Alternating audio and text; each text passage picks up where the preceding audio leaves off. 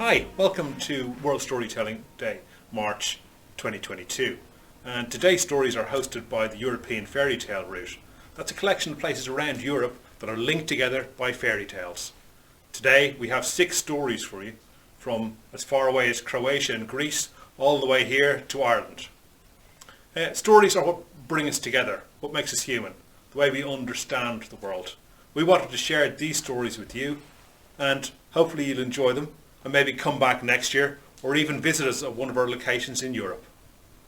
Look forward to seeing you soon.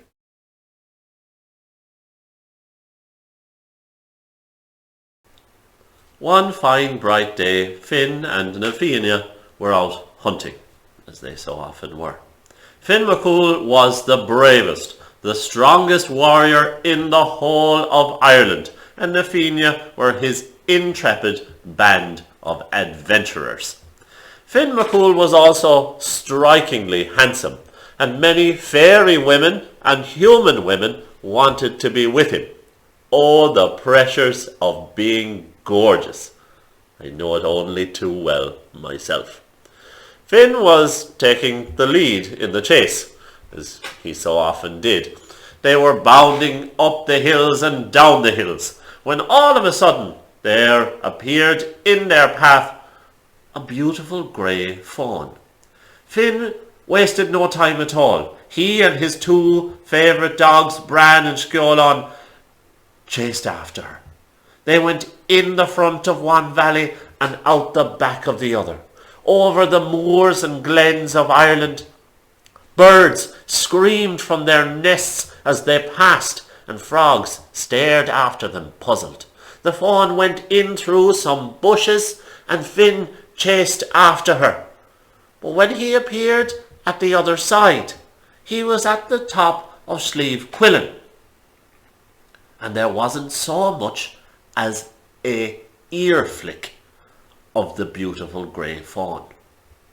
There was an amazing lake, though, known today as the Lake of Sorrows, and sitting beside the lake was a gorgeous young woman. Admittedly, it is not my area of expertise, but men in those days wasted absolutely no time in letting their intentions be known. He sauntered up to her. He was mighty put out, though, that when he got close to her, she began to cry. "What ails you, young woman?" said Finn. "Oh, beautiful young woman of the white hands." It was the only compliment he could think of at the time. Through a tear-soaked face, she said, "I have lost my red gold ring in the lake." Finn, once again, he wasted no time at all. He stripped to the skin, paused a moment to let her catch a glimpse, and he dived right in. Through the muddy, murky waters, in the glint of a lonely sunbeam, he saw the red gold ring. He snatched it, and lickety-split, he swam up to the surface. No sooner had he proffered the ring to her, though, but she vanished. And then he felt it. The weight of years, the withering of his muscles, the taking of his youth and potential. In the span of 80 heartbeats, Finn McCool had become an 80-year-old man. What a wicked fairy spell, and surely a wicked fairy woman, to rob Ireland's proudest warrior of at least 60 years of his life. The rest of Athena finally arrived looking for Finn McCool. "Have you seen Finn McCool here?" said Caoilte Macronin to the old lad in front of him. They didn't recognize him at first. Of course they didn't. He was so old and withered. Surely you've seen him. Tall, blonde-haired lad, insufferably good at everything. Boys, it's me. It's me. It's Finn. They laughed at the old man at first, but they were increasingly aghast and agog as they began to notice something familiar with him. Conan Moyle elbowed his way to the front of the crew, saying, "Which of the clans are you hardest on, and why?" "Your own clan, you fat fool, the Macmoornes. Didn't you murder my father?" "Even though there isn't a brain between the lot of ye." "Aye, that's Finn McCool, all right. But who could have the power to do such a thing?" "Meluchra," said Finn, "the fairy witch. She is awfully jealous of my love affair with her sister Anya. And Anya, in a fit of pique, once said that she would leave me when I got old. Not that we ever planned on settling down together." The fairies live much longer lives than ours. Really, really long lives, often thousands of years long. And so the prospect of getting old to a fairy person is something very serious indeed. Even when they reach a great age, they can still look beautiful and seductive. It must have been a strange procession that morning when Nathina placed the old man on a big shield and carried him down the hill of Slieve Quillen.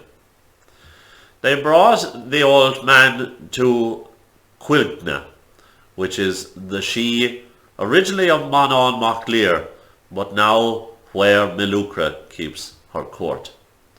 They placed Finn beside a warm fire, and they swaddled him in furs. For 7 long days and 7 long nights, Nathina dug into the fairy hill, eventually breaking through. If she was shocked or frightened, Meluchra did not show it. "I was always going to cure you, my love. Surely we could be together once Anya had moved on." "And what if he had died in the meantime?" said Quilcha Macronin. To this she had no answer. She only offered her magic chalice, saying, "Drink this and it will heal you." Finn McCool drank down all of the liquid in the chalice, and he felt the years roll back. His muscles, strong and proud, returned to him. His youth and vigour, he was awfully glad to see it return. But strange enough, the magic stopped at his hairline. I will fill the chalice again," said Meluchra, "for I could not stand to see you with that grey hair, and we could never be together, for it is so terrible." "I will keep it so," said Finn McCool, "for it would be better if you did not love me. It would be better if you made up with your sister. In my time as an old man, I learned something very important. That youth is not necessarily something to be proud of. It is something given to everyone if they live to see it. But old age is honourable. It is the outward sign of a life lived and days survived." Nathina left the fairy hill that day, laughing and joking amongst themselves about the strange ways of men when they are in love with women. Though Finn McCool learned that day that old age is honourable, one thing he did not learn, for it is something that old age cannot teach you. And that is to be wiser in matters of the heart.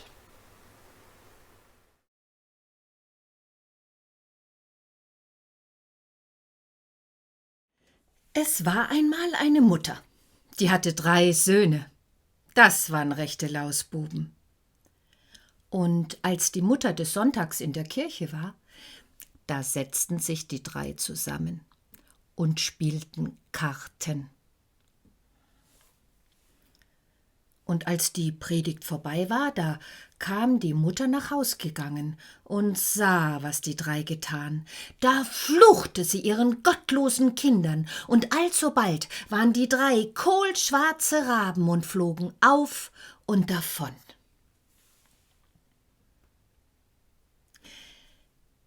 Die 3 hatten aber ein Schwesterchen.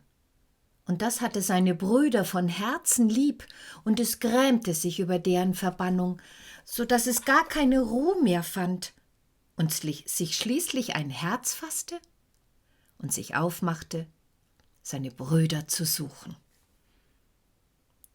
Nichts nahm es mit auf die lange Reise, als ein Stühlchen, auf dem es sich ruhte, wann es zu müd geworden ward.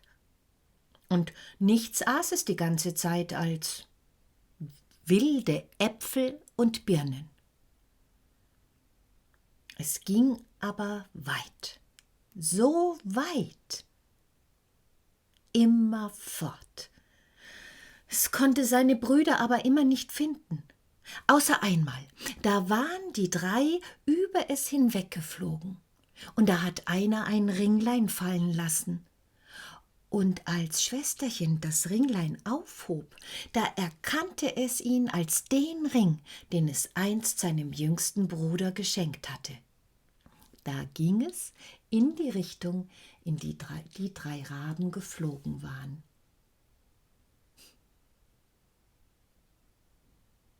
Weiter ging es, bis es schließlich ans Ende der Welt kam. Und dort machte es nicht kehrt, nein, und es blieb auch nicht stehen, sondern es ging weiter bis zur Sonne. Die war aber gar zu heiß und fraß die kleinen Kinder. Da ging es weiter zu dem Mond, der war aber gar zu kalt, und wie er's merkte, sprach er: Ich rieche Menschenfleisch. Da ging es schnell weiter und kam zu den Sternen. Und die Sterne, die waren ihm gut und saßen ein jeder auf Stühlerchen. Und der Morgenstern stand auf und reichte ihm ein Hinkelbeinchen und sprach: Nimm das Hinkelbeinchen und verwahre es wohl. Du brauchst es, um in den Glasberg zu gelangen. Und in dem Glasberg, da sind deine Brüder.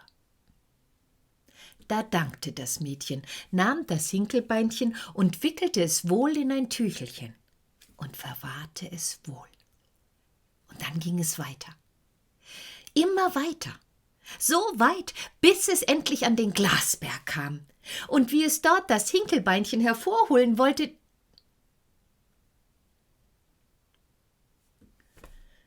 da hatte es das Hinkelbeinchen unterwegs verloren. Es suchte, aber es war kein Schlüssel zu finden. Da wusste es sich keinen Rat mehr. Und schließlich, da nahm es ein Messerchen und schnitt sich das kleine Fingerchen ab, steckte ihn hinein und schloss glücklich auf. Da kam ein Zwerg, der sprach: Was suchst du hier? Ich suche meine Brüder, die 3 Raben. Die Herren Raben sind ausgeflogen, aber wenn du auf sie warten möchtest, so tritt ein. Da trat das Mädchen ein. Und der Zwerg, der brachte 3 Tellerchen getragen und 3 Becherchen. Und von jedem Tellerchen aß Schwesterchen ein bisschen. Und aus jedem Becherchen trank Schwesterchen ein Schlückchen. und in das letzte Becherchen, da ließ es das Ringlein fallen, das es einst dem jüngsten Bruder geschenkt hatte. Da war in der Luft ein Gewirr und ein Geweh. Die Herren Raben sind nach Haus gekommen, sprach der Zwerg. Da versteckte sich Schwesterchen hinter der Tür. Und schon kamen die 3 Raben herein, und ein jeder sprach: Wer hat von meinem Tellerchen gegessen? Wer hat aus meinem Becherchen getrunken? Und wie der jüngste Bruder seinem Becherchen auf den Grund kam, da sah er den Ring. Da wusste er, dass Schwesterchen angekommen war. Da kam Schwesterchen aus dem Versteck hervor, und sie fielen sich in die Arme und waren glücklich, und da waren alle wieder erlöst, und sie gingen glücklich heim.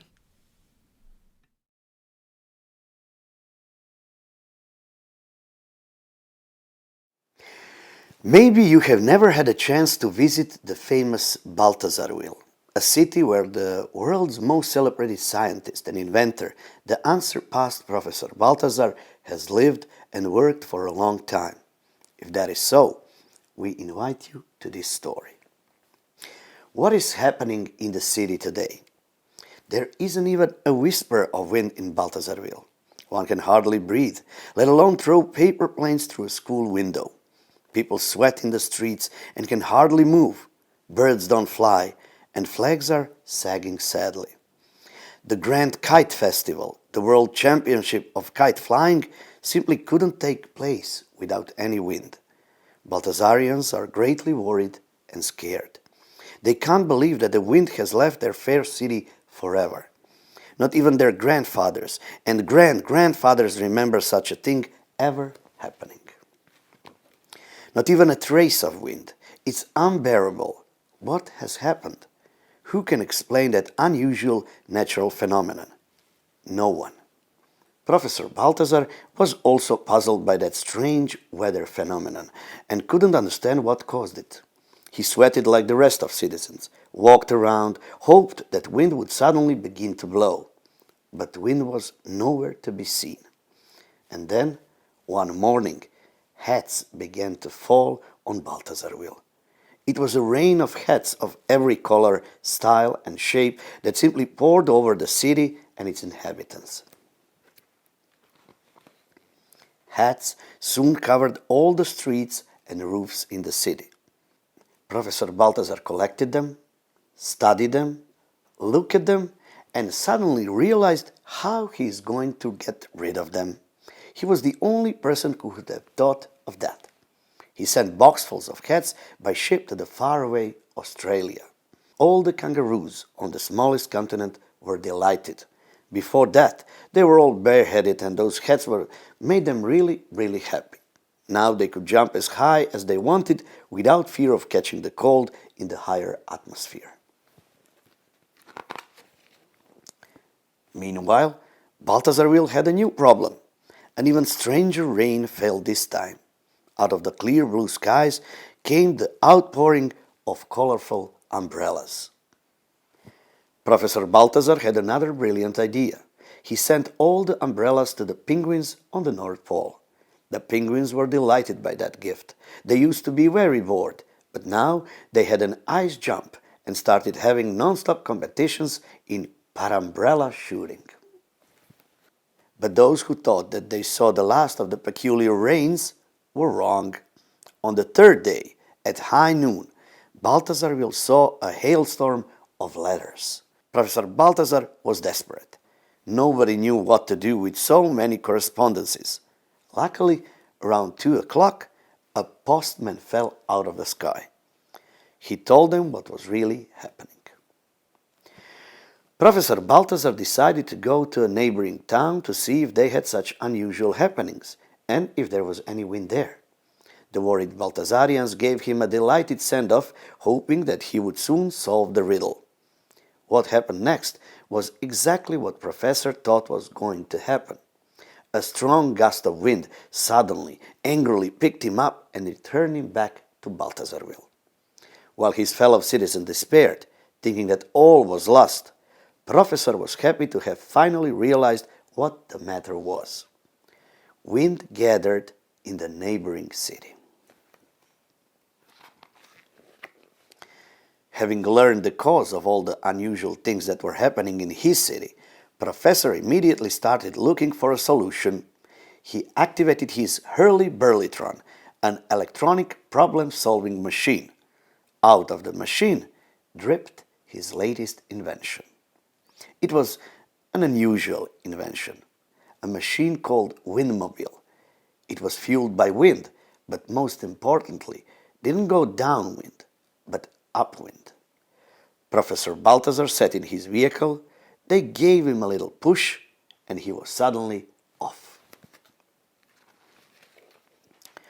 In the neighboring town, the wind was really tyrannizing and fuming, carrying everything in its path and enjoying its immense power. But our Professor Balthazar had his own powerful weapon he carried in a little bottle, a mysterious drop that came out of the Hurly-Burlytron. As soon as he arrived in Windwell, he threw down a heavy anchor, took out the bottle, and let the drop drip. Out of that drop immediately sprang a windmill like the world had never seen before. It was the ultimate mill, and also a pump for collecting, sucking in, and taming the most vicious, most dangerous, and most cheeky wind that ever did sweep the land. Behold no less than the first and strongest windsucker in the world. All Professor Balthazar's inventions were multi-purpose, so that windmill didn't just suck in the wind, it also put it in the bottles and loaded them on a wind-powered train. The first wind train set for Balthazarville with its precious cargo. Not only that the citizens of Balthazarville could freely breathe and enjoy the fresh air, they now also had fantastic fuel like no other. Bottled wind could puff off the sailboat sails better than any gale or even squall. Anybody could buy a bottle of wind and use it as they saw fit. Wind, thanks to the professor, became, after steam, gasoline, and atomic energy, the most powerful fuel in the world.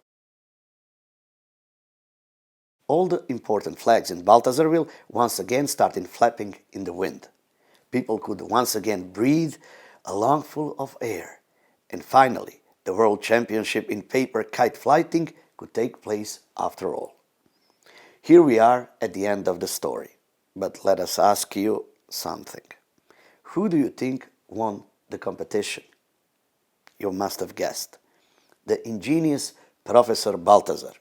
He knew best how to use the strong wind power, and his kite never came down from those heavenly heights. The end.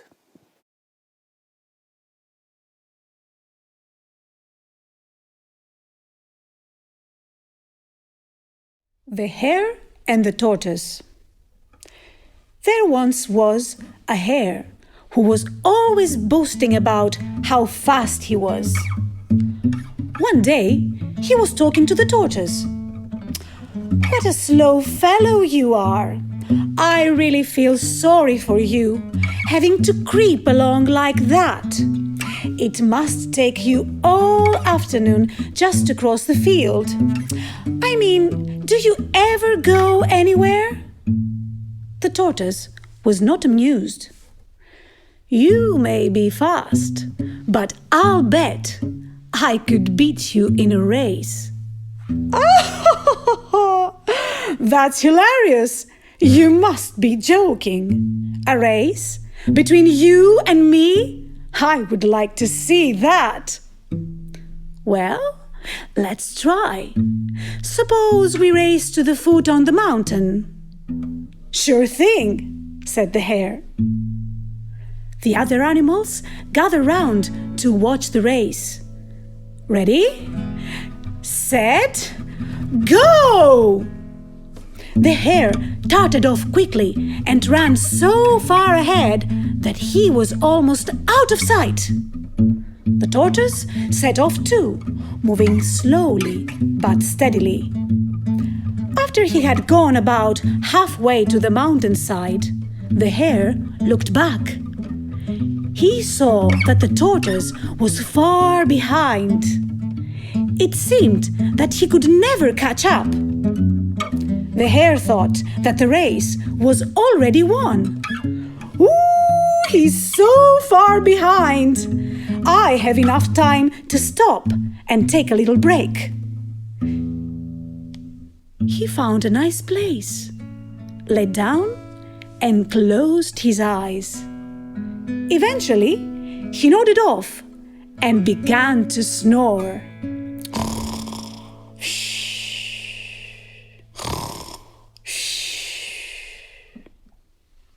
While the hare was napping, the tortoise kept moving slowly and steadily. After a while, he crawled past the sleeping hare. He didn't stop. He just continued, and then he was really close to the finish line. That was when the hare woke up from his nap. He realized what had happened and set off running for the mountain as fast as he could. But it was too late. The hare arrived just in time to see the tortoise crossing the finish line before him. The Lion and the Mouse. Once upon a time, there was a little mouse who liked to play in the jungle. One day, by accident, he ran across the paws of a sleeping lion. This woke up the great beast from its peaceful afternoon nap.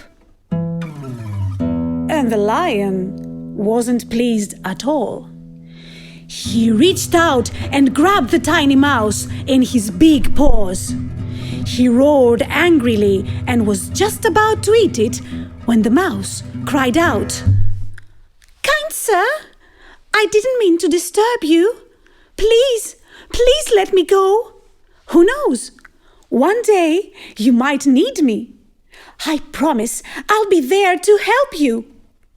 "Ha ha ha ha ha! How could such a little animal help the king of the jungle?" But the lion found it rather amusing and decided to let the little mouse go. Not long after, the mouse was once again playing among the branches on the big trees. Suddenly, he heard a loud roar.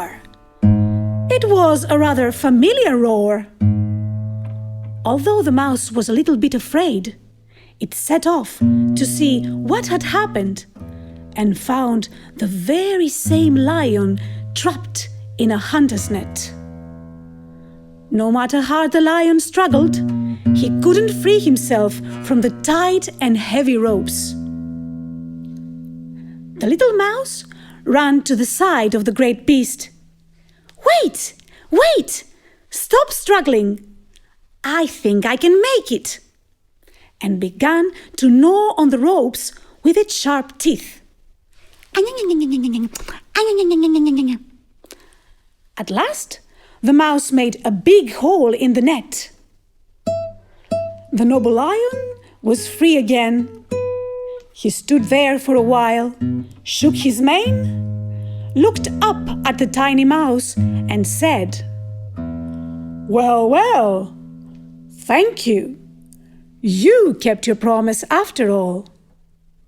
And then disappeared into the great jungle.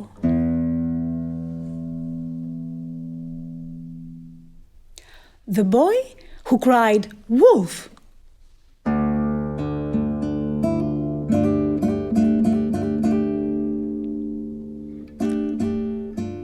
Once upon a time, there lived a shepherd boy.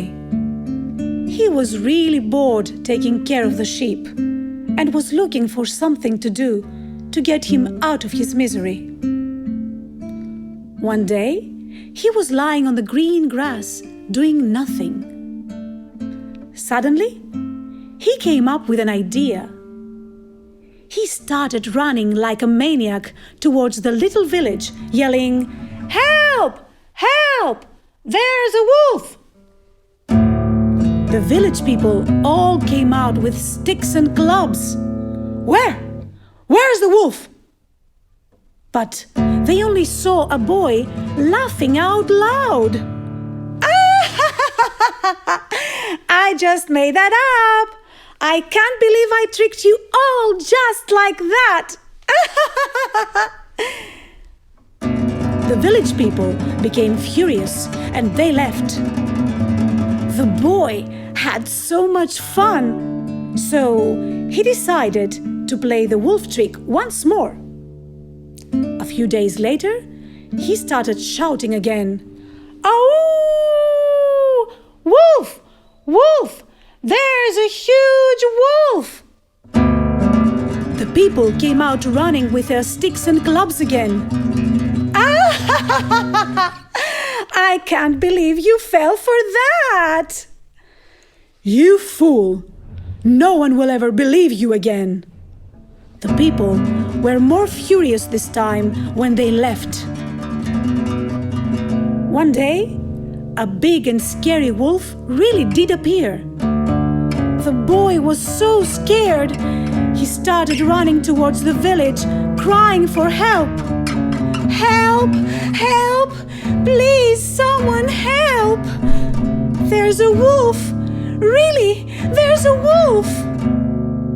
But the village people didn't move an inch. "There he goes. Does he really think we are going to fall for that trick again?" The shepherd boy was shouting and crying for help, but he was left alone, and the wolf ate all his sheep.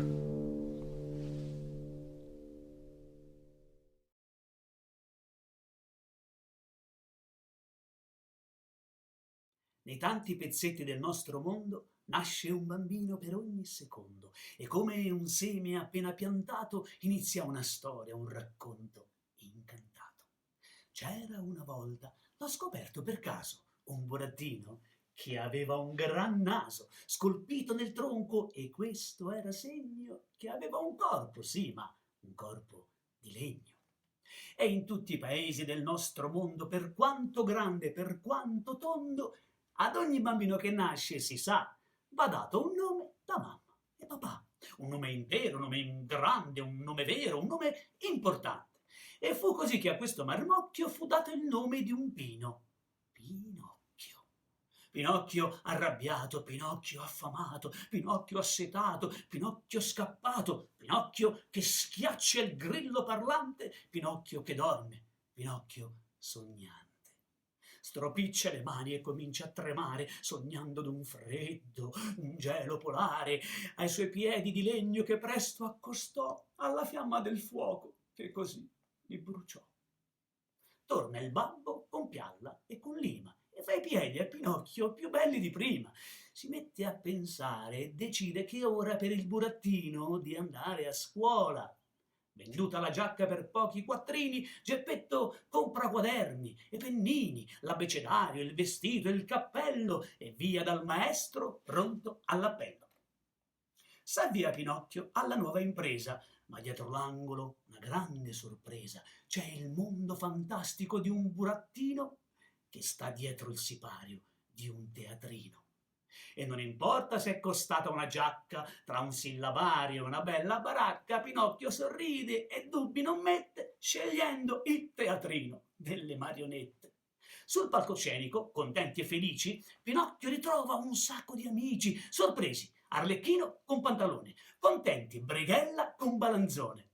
E a tenere dall'alto i fili del giuoco c'è un burattinaio tal Mangiafuoco che, incoraggiato dai suoi burattini, regala a Pinocchio 5 zecchini.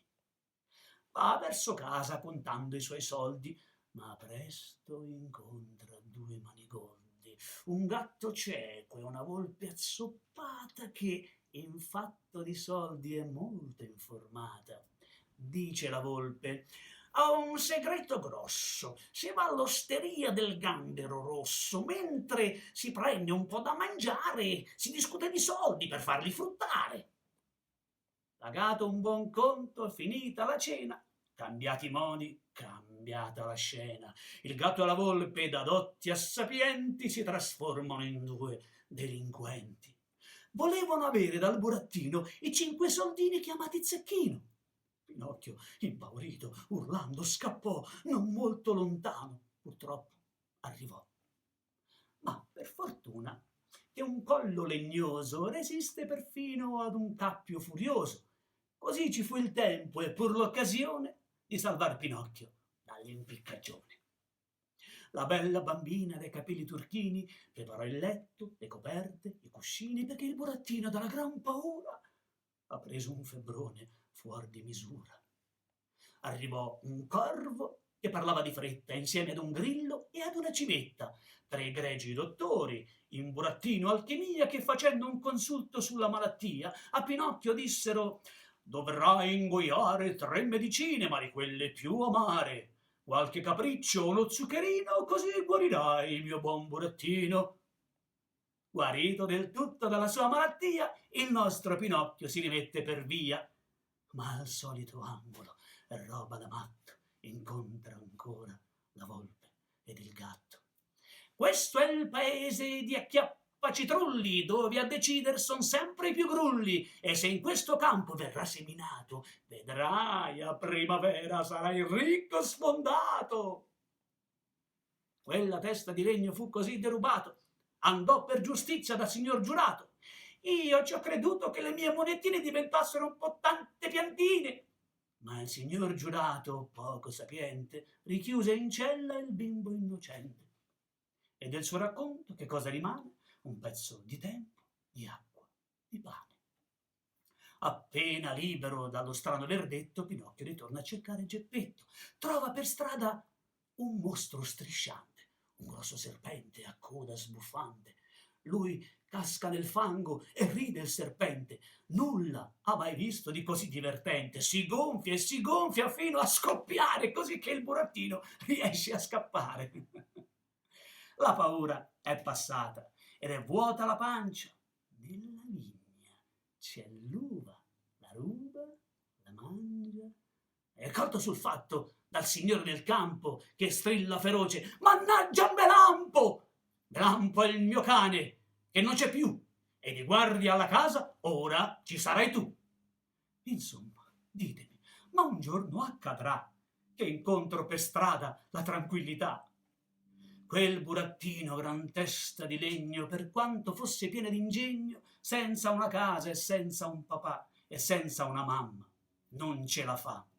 Cerca di sopra, poi cerca di sotto, poi all'improvviso, di colpo di botto, arriva un piccione che, aperte le ali, se lo porta sull'isola dei tanti alveari. E nel mezzo dell'isola, oh maraviglia, incontra la fata, o chi le somiglia, che dopo averlo strigliato a dovere dice: tu devi imparare un mestiere. Il burattino, che ormai questa storia l'aveva tutta imparata a memoria, rispose: fatina, ti giuro, son pronto a leggere, scrivere e far di conto.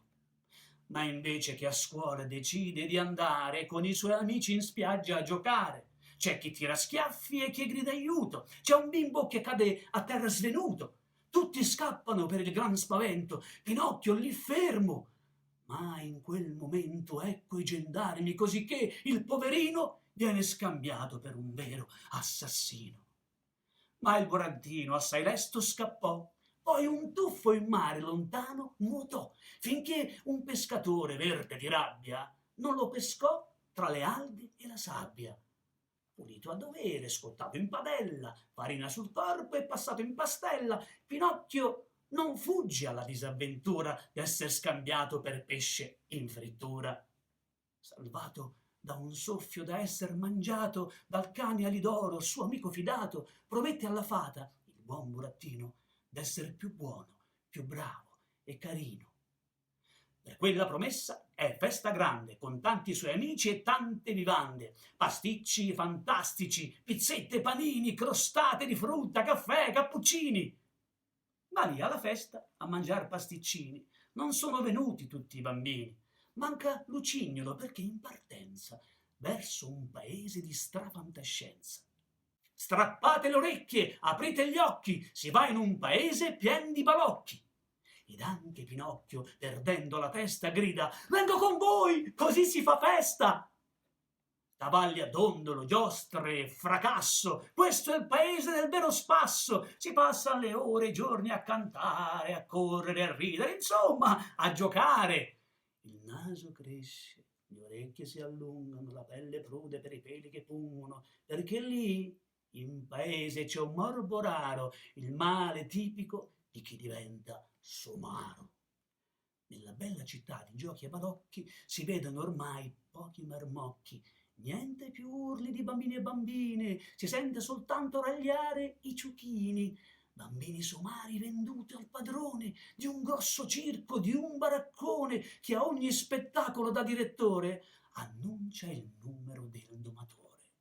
E il somaro Pinocchio si è fatto zoppo, urla il padrone, ma questo è troppo, lavoro svogliato, senza un impegno, lo butta in mare quel pezzo di legno. Appena in mare son finite le grane, c'è Babbo Geppetto in un pescecane, dice: «Prego, venite, qui a casa mia si entra soltanto se si ha fantasia. Venite, venite, venite, venite, venite.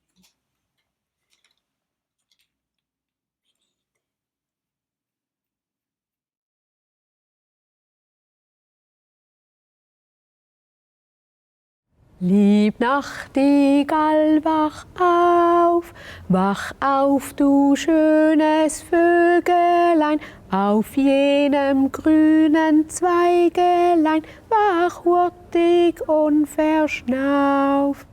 Dem Kindelein, heut geboren, auserkoren, was gestorben, sing, sing, sing, sing, dem schönen Kindelein. Ja, schön sind die 3 Kinder, die der Müller gefunden hat. Unten, beim Mühlrad im Wasser. Da war eine Kiste. Er nimmt die Kiste raus. Und da innen liegen 3 Kinder. Schön wie Milch und Brot. Ein Mädchen und 2 Bübli. Und alle 3 hatten einen goldenen Stern auf der Stirn. Da nimmt der Müller die Kiste und bringt sie seiner Frau. So lange haben wir auf Kinder gewartet. Und keins ist gekommen. Und jetzt?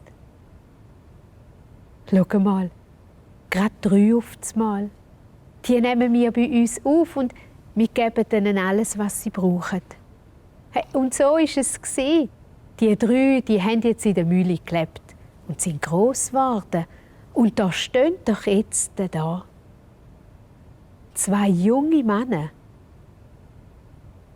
und eine junge Frau. Sie heisst Amalia. Und jetzt fängt sie an den Vater bestürmen. Vater, woher kommen wir? Ach Kinder, ich weiss nicht, woher herkommt. Aber Vater, wir wollen doch wissen, woher wir kommen.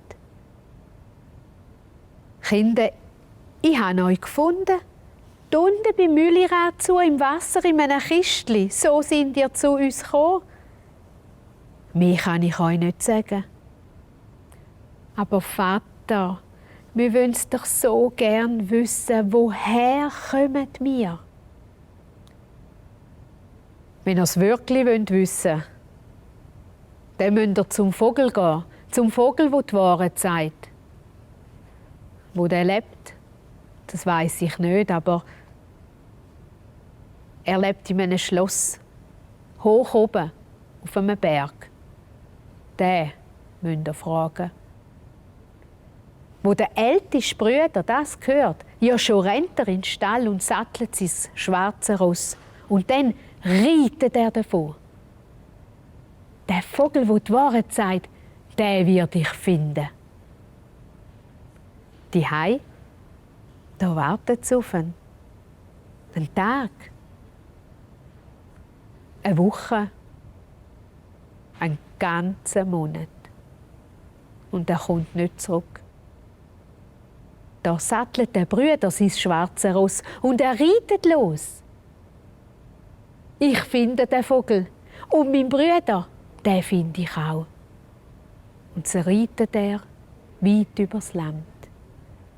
Und die Hei, da wartet sie auf ihn.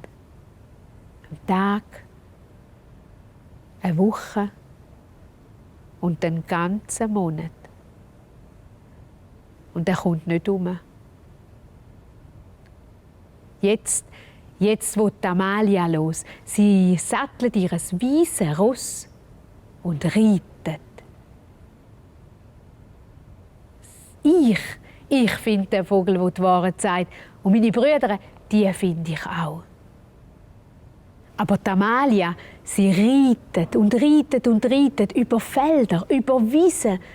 Sie reitet lange Zeit. Und dann reitet sie in den Wald hinein. Aber der Wald, der wird immer dichter. Die Bäume, die stehen immer näher beieinander. Und es wird dunkel. Tief hinein reitet sie in den Wald hinein. Und da ist es jetzt ganz finster. Und Amalia, sie verliert den Weg, sie weiss nicht mehr, wodurch. Und steigt vom Ross oben runter. Da sieht sie auf einem Stein ein altes Mütterli sitzen.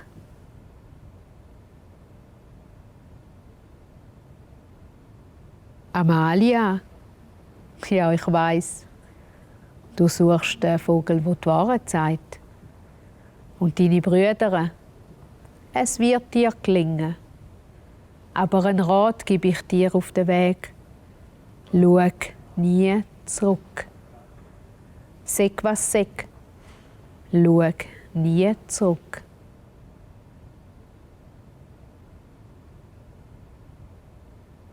Danke vielmals, liebes Mütterli. So wird ich es machen. Und Amalia geht weiter durch den Wald durch. Schon wird es ein bisschen heller, schon stehen die Bäume nicht mehr so nahe zusammen. Und sie findet auch den Weg. Da steigt sie auf ihr Ross und reitet aus dem Wald raus. Wieder reitet sie über Wiesen und reitet über Felder und reitet lange, lange Zeit, bis sie zu einem grossen See kommt. Der See ist riesengroß. Und das Wasser in dem See ist schwarz. Und der See ist tief, unendlich tief. Da steigt Amalia von ihrem Ross oben runter und sieht, dass genau da beim See ein mächtiger Berg wächst. Dort muss ich raufgehen. Sie nimmt sich einen Stock und schon läuft sie den Berg durch. Schritt um Schritt steigt sie den Berg durch. Immer weiter rauf, immer weiter rauf. Amalia.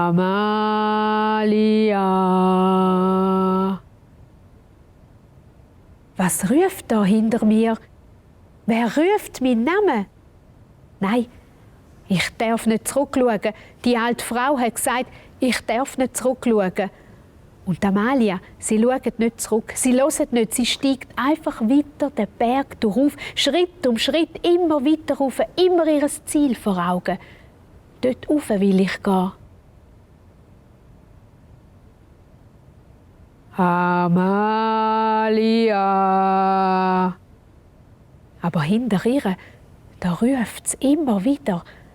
Und hinter ihr, da fährt es an poldern, da fährt es an dröhnen, da fährt es an stöhnen und der Berg, der fährt an beben.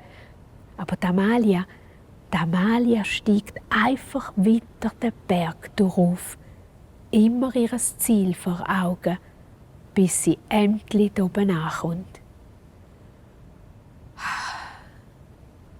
Und da sieht sie es. vor ihr steht's. Ein riesiges Schloss, ganz aus grünem Marmor gebaut. Und die Schlossdächer, die sind aus purem Gold. Aber vor dem Schlosstor, da steht ein riesiger Waldmensch. Ich lasse niemand durch. Die Amalia, die hat ihn gesehen. Und die schaut genau an.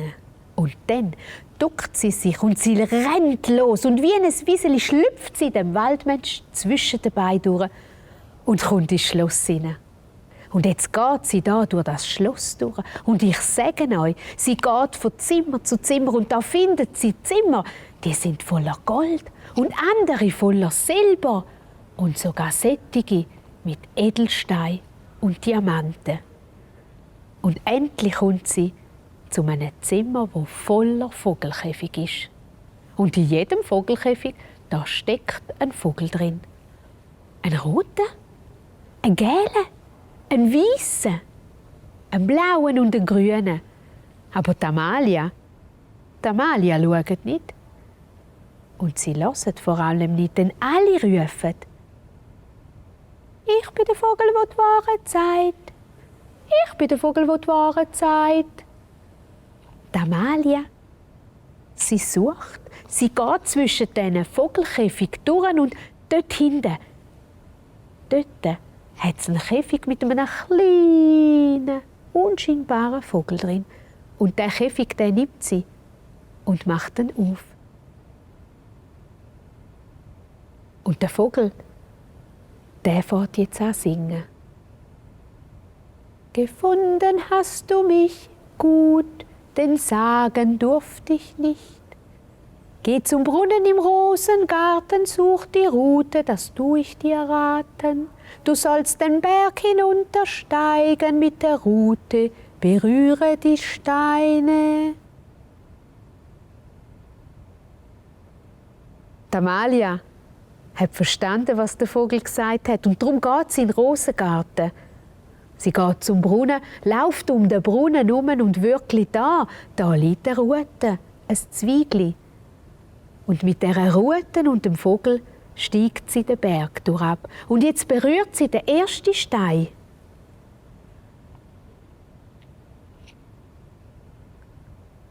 Und aus dem Stein da steigt eine junge, schöne Königstochter. Und aus dem nächsten Stein, wo sie berührt hat, Amalia, steigt ein junger Königssohn. Und so steigen aus all diesen Steinen raus junge Königskinder. Und am Schluss sogar ihre 2 Brüder. Wie groß ist die Freude gsi! Das ist ein Küssen und ein Umarmen gsi. Und der Vogel, der singt wieder. Ihr seid 3 Königskinder fein, doch euer Onkel war gemein.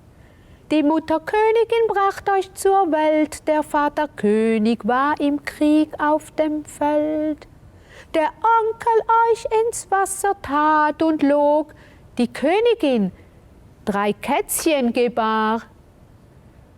Die Wut des Königs ist sehr groß. Er die Königin in den Kerker schloss. Die jungen Leute haben jetzt die Wahrheit gekannt. Das muss der König wissen. Beschliessen sie und schon laufen sie alle zusammen zum Schloss vom König. Und der Vogel, der singt wieder vor dem König. Ho, ho, ho, ho, ho, ho, ho, ho, ho, ho, ho, ho, ho. Der König hat jetzt die Wahrheit auch gekannt. Und so lässt er den Onkel zwischen die 4 Rosse spannen. Die jagt er auseinander, sodass der Onkel gerade stirbt. Die Königin aber, die holt er aus dem Kerker raus, umarmt und küsst sie. Und ihr könnt euch vorstellen, wie gross die Freude war. Endlich die ganze Familie wieder zusammen gsi. Vater, Mutter und Kinder. Und wie heisst es doch so schön im Märli?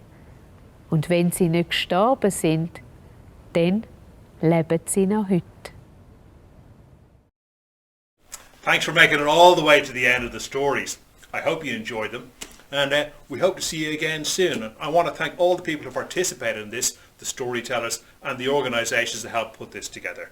So as we say in Ireland, Go Mearna Mead Bio or Nam Shaw Rishan. I'll see you here again next year. Good luck and goodbye.